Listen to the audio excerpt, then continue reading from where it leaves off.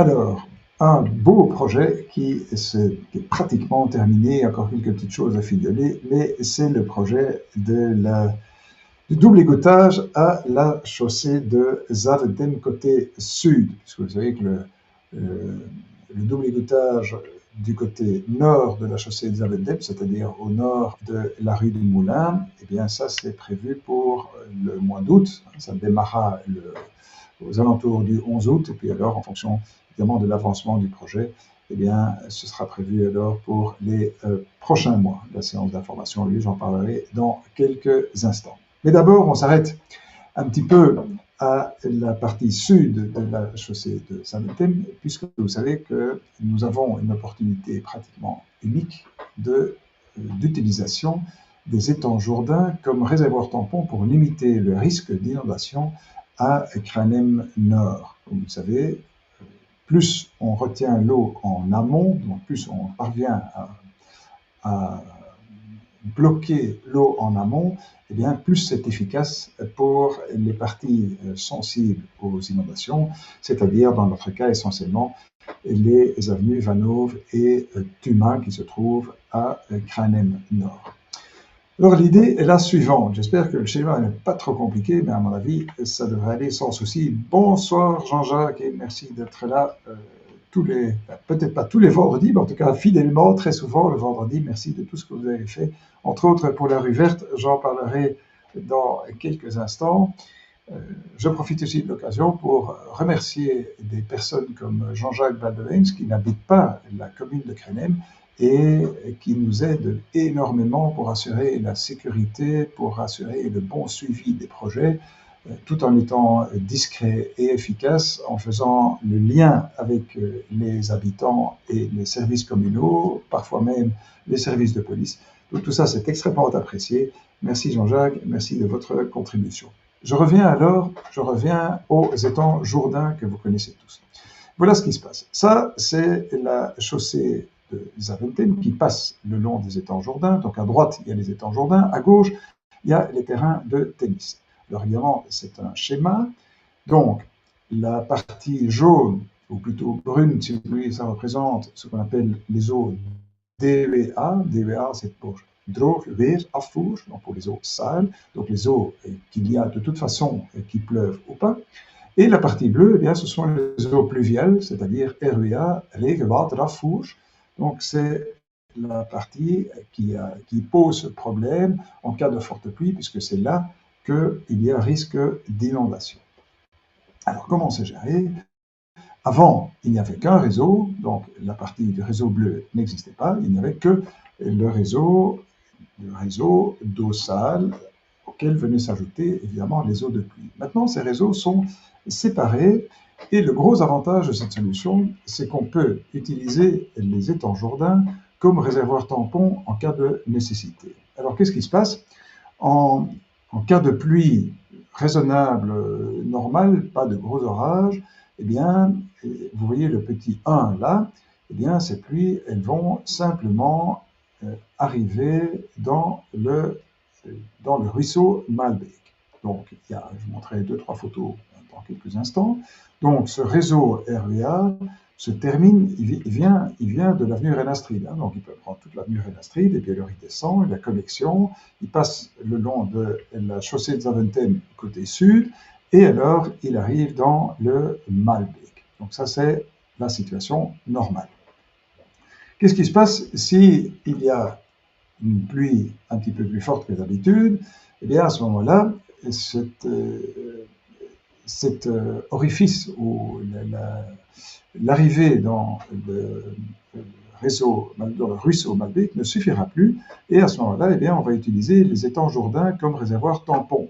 C'est-à-dire qu'il y a 2 orifices supplémentaires qu'on peut voir facilement le long de la chaussée de Zaventem, 2 orifices qui permettent d'envoyer l'eau, si nécessaire, vers les étangs Jourdain, qui vont donc être utilisés comme réservoir tampon. Et le gros avantage de cette solution, c'est qu'on peut aussi préventivement faire descendre le niveau de ces étangs de façon à augmenter la capacité de réservoir tampon.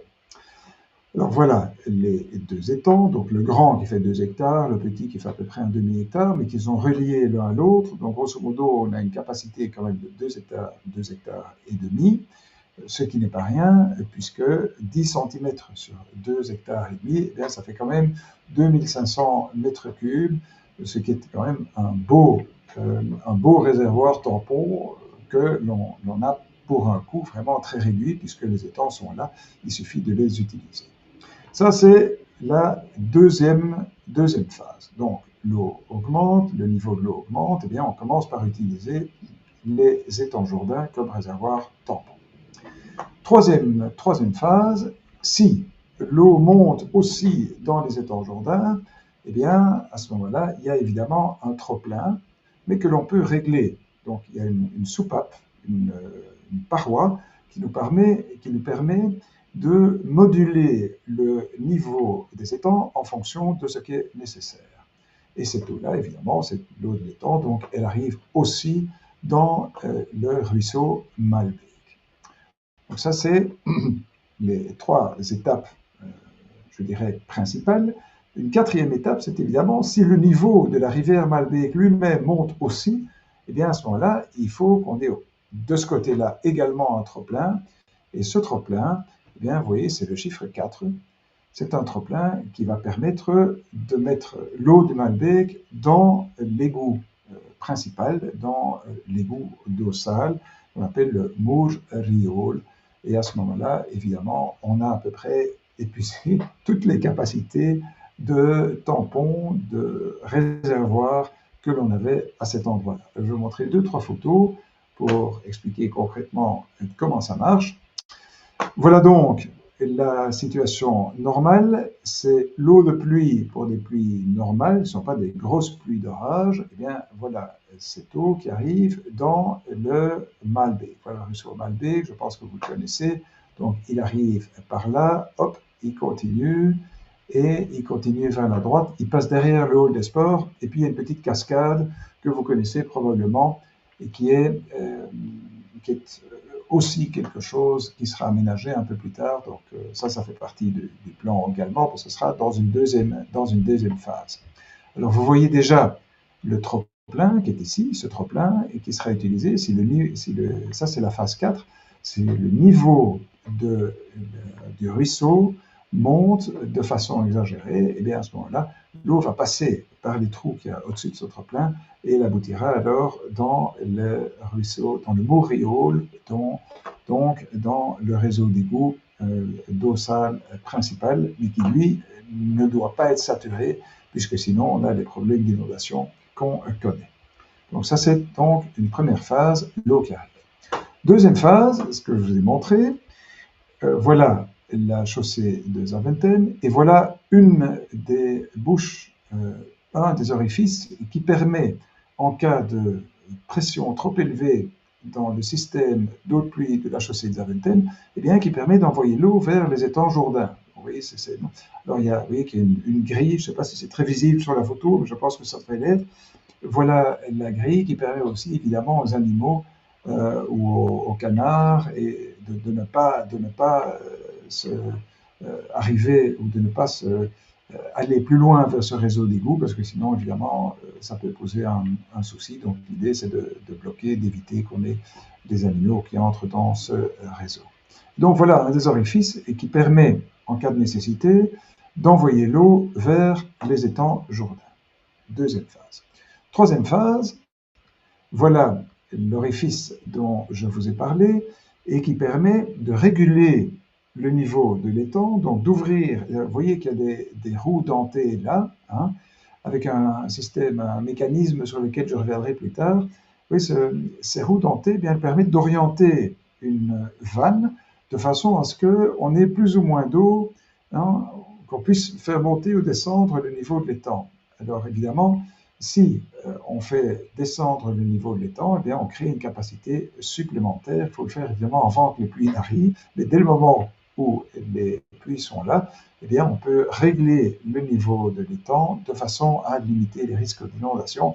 Bonsoir Damien, merci d'être là. Donc, nous sommes en train d'expliquer le système de tampons le long de la chaussée de Zaventem.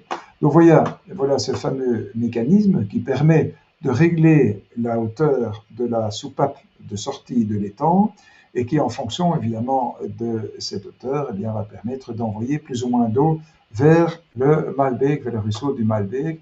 Je reviendrai plus en détail sur le mécanisme qui l'a entouré dans le cercle blanc, ce sera pour les prochaines semaines. Et voilà où ce trop-plein de l'étang arrive. Donc vous trouverez facilement ce petit muret si vous allez vous promener dans ce coin-là. En dessous du muret, eh bien, il y a donc ce trop-plein de l'étang qui arrive et qui arrive lui aussi donc dans ce ruisseau Malbec. Ça, c'est la troisième phase. Et quatrième phase, c'est ce que j'ai expliqué. Voilà donc ce trop-plein du ruisseau Malbec. Si jamais l'eau devait monter trop fort dans le ruisseau Malbec, eh bien à ce moment-là, on pourrait utiliser ce trop-plein pour pour limiter, pour réguler ce niveau et envoyer l'eau excédentaire alors dans le réseau d'égout principal, donc d'eau sale, mais qui lui, en temps normal, doit être utilisé le moins possible, puisque l'idée de tous ces travaux, en fait, il y en a deux. Un, c'est de limiter l'eau qui risque de faire des inondations à Kranem Nord. Deux, c'est évidemment, en temps normal, de limiter la quantité d'eau qu'il faut traiter pour purifier cette eau. Parce que vous savez que cette eau, les eaux sales, les eaux usées, eh bien, elles sont traitées dans des grands bacs de décantation, dans des filtres, toutes sortes d'installations industrielles qui font en sorte que alors on puisse réutiliser cette eau pour des usages multiples, mais pour ça, il faut évidemment la traiter. Donc, moins il y a d'eau à traiter, plus c'est facile à faire, et c'est donc tout bénéfice pour les installations de traitement si on peut séparer les eaux pluviales des eaux usées, c'est-à-dire des eaux sales. Voilà donc